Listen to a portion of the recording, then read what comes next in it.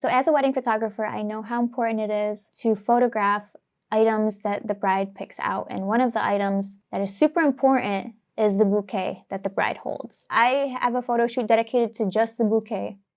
And I like to really center in on it and make the colors stand out because it is very special to the bride. They usually have special charms attached to it, so you always want to showcase that. I want to show you how to enhance the bouquet without doing too much. So let's go on over to edit, and what we're going to do is first enhance the photo.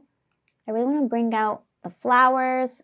I want to bring out the details in her dress too. So we're going to use Accent AI and bump that up. And then what you can do is go to landscape, and there's an option for golden hour. So it gives this nice warm tone and applies it to your photo. So this is also a great option, just warms everything up. If you're a wedding photographer too, you know we shoot so many flowers and bouquets and stuff like that. There's actually something called Foliage Enhancer, which is cool because it brings out all the greens in the flowers and the greenery that you're shooting. So I'm going to bump that up just a little bit.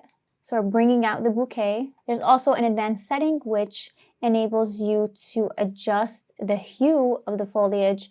So for instance, if I bump this up and I adjust the hue, it turns it more into a yellow tone instead of a bright green. You know, brides really want to see their bouquets come to life, all the things that they spent so much time picking out. So you want to showcase that in the best way possible. So whether you're shooting just the bouquet or an entire group photo outside behind some trees, this is definitely a great tool to use to make the greens pop.